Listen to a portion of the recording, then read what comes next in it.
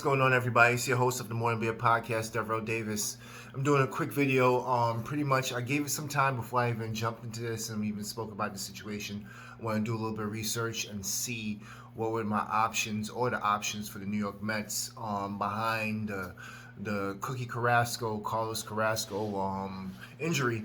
What options do we have to replace him via minor leagues or even free agency, if that's even something they want to look into. But we do have depth, and that was a good thing about it. But with that, you can also lose depth by pretty much having people go down with injuries. So what's going on right now, Carrasco, if you didn't hear the news, this came out about a day and a half ago. He's going to be out from 6 to 8 weeks. And as a New York Mets fan, we're used to this. We're used to injuries. We're used to people going out with injury for a significant amount of time. They telling us it's this time, and it ended up being double that, if not more. You tell me 6 to 8 weeks, I'm thinking more like I'll see you in the All-Star break. And, we always think for the worst, right? So, Carrasco was going to be a big part of our team going into this year. Probably a second to third starter. Stroman could easily slide into that second spot.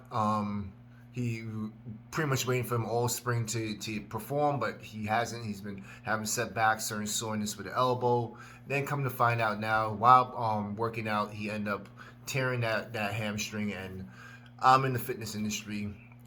Anybody, you don't even need to be in the fitness industry to know, you tear that hamstring, that thing takes a while to get back, especially as a performing athlete like Carrasco is. That's going to take some time for it to come back, for it to heal up a little bit, for it to be a lot better, to be back to normal. So I know this is not the type of injury that you're more faster, like a Superman type of rebound, like how a Noah Syndergaard might have, who has a fast rehab, or even let's go to a professional wrestling world where I'm big into. Somebody like John Cena, who's just has Superman capabilities, and this is just not being, like comic book. I'm just talking about just people that pretty much heal up faster than normal people. And I just, with Cookie being a little bit more advanced in baseball years at 33, going to be 34, it's really kind of skeptical that he's going to be back within that 6 to 8 week frame. So I'm just kind of keeping it more on like, all right, when he does, it's going to be a good thing. Same thing with Syndergaard. Syndergaard should be coming back roughly around the same time. And even one of our top prospects, JT Jin, coming back from Tommy John surgery roughly around the same time to start his minor league career.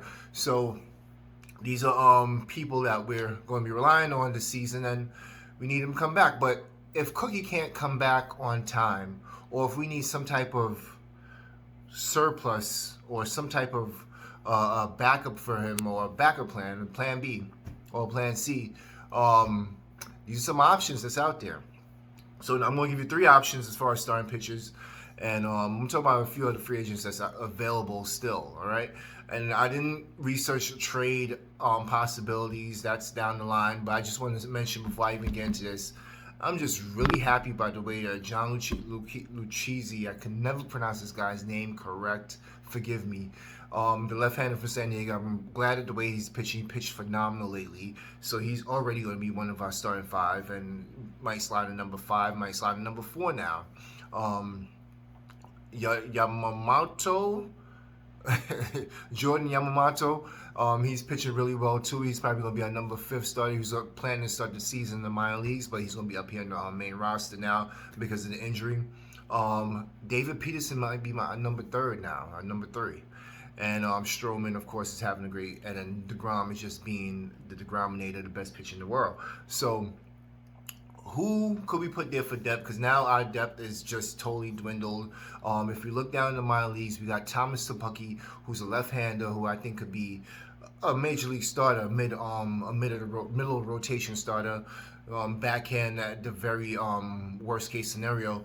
And he's also down there. He's slotted to be back in the major leagues this year at age 24, 25. So this is about his time for him to come up. But other than that, there's not a lot more left because our depth just dwindled like this because of injuries. So who could we sign? Who's out there?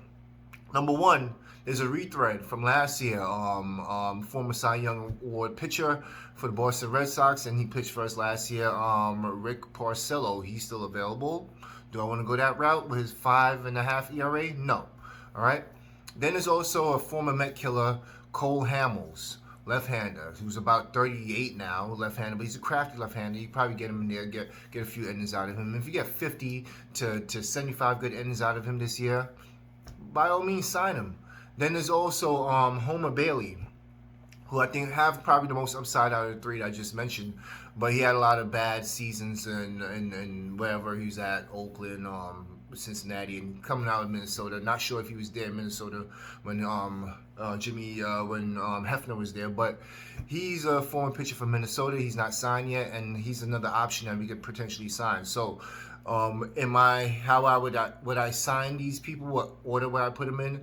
I'd probably put Homer Bailey, then Cole Hamels, and then worst case scenario, Rick Porcello. We could sign one of them to be a depth piece and potentially replace them till Cookie Carrasco come back, get a good 50, 75 innings out of them. By all means, let's do that, because I think we still need to have some type of depth in order to stay in contention in the National League East and just the National League in general, to stay in the wild card position. I just want to touch a few, when I was going through this list and checking out the remaining free agents, starting pitcher free agents, I've seen a few more names as far as what's available out there. Now, as far as relief pitching, Shane Green is still out there, but our relief pitching been looking good, but we still can have a surplus. I love a surplus. Shane Green's out there. Robert Ozuna is still out there. As far as a bench, I did a video on him before. Mikhail Franco is still available also. And I think Jed Jericho is also another infield position that could potentially replace Jose Martinez. So, as a Mets fan, we're always in the position like, oh God, we always think about the worst. And, the worst usually happens for us. We have a lot of bad luck. But I think we have an owner now that's going to make the right steps, make the right calls, and help keep us in contention and make the right purchase if that's what we have to do. If we have to sign one of these players, let's by all means do so. Let's hope and knock on wood that Cookie Carrasco comes back sooner than possible. Same thing with Noah Syndergaard, and let's just hope we have a good 2021. This was a quick video by me. I just want to tell you about our potential signings that we can make, what's out there to combat the Cookie Carrasco injury. I'm your host of the Morning Beer Podcast, Devereaux Davis. I just want to show you the shirt real quick. I don't know if you can see that right there. Right? I'm the host of the Morning Beer Podcast, Devereaux Davis. Peace. Be the fam, that's what they call me. I promise that you never be low.